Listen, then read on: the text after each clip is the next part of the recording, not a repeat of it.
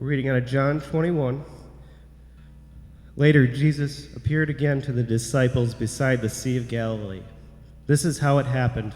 Several of the disciples were there: Simon Peter, Thomas, Nathanael from Cana in Galilee, the sons of Zebedee, and two other disciples. Simon Peter said, "I'm going fishing."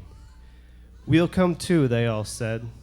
So they went out in the boat, but they caught nothing at all. At dawn, Jesus was standing on the beach, but the disciples couldn't see who he was. He called out, "Fellows, have you caught any fish?" "No," they replied. Then he said, "Throw out your net on the right-hand side of the boat, and you'll get some." So they did, and they couldn't haul in the net because there were so many fish in it.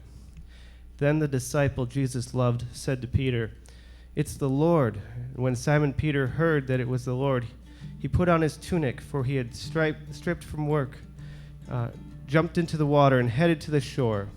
The others stayed with the boat and pulled the loaded net to the shore, for they were only about 100 yards from the shore. When they got there, they found breakfast waiting for them, fish cooking over a charcoal fire and some bread. "Bring some of the fish you just caught," Jesus said. So Simon Peter went aboard and dragged the net to shore. There were 153 large fish, and yet the net hadn't torn. "Now come and have some breakfast," Jesus said.